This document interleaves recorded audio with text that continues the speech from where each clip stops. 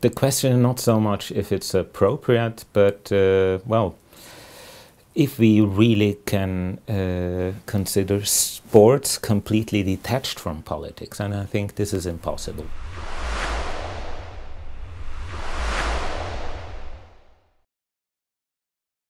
Politics always use mega events because politics is about getting attention, and if a mega event attracts attention, then politicians will focus on this mega event. The attention that is being created by the media very rarely lasts longer than 4 or 5 days, and so there is a story about Tymoshenko.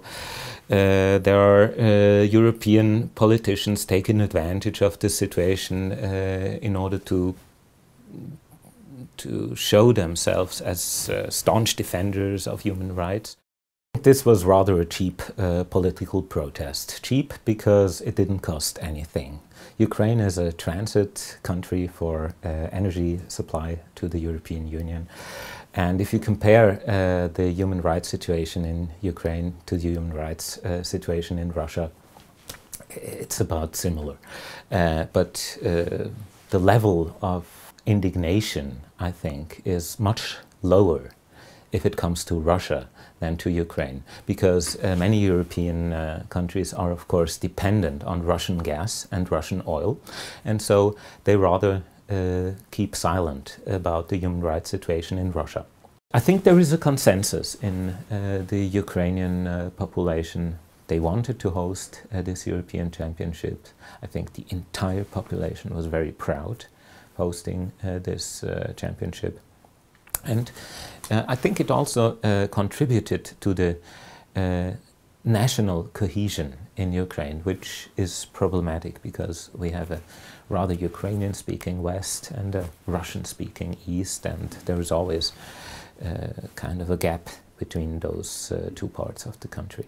The co-hosting of the championship in Poland and Ukraine has also strengthened in the eyes of the European Union this neighbor relation between Poland and Ukraine, because until today Poland again and again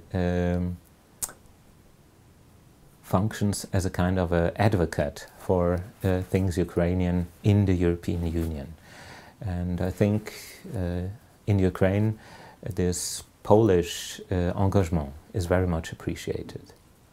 And I think we shouldn't underestimate the amount of time, energy and money that is spent on these mega projects by East European governments, because they want to show we are able to organize these mega events on a Western level, and we will meet Western expectations of quality.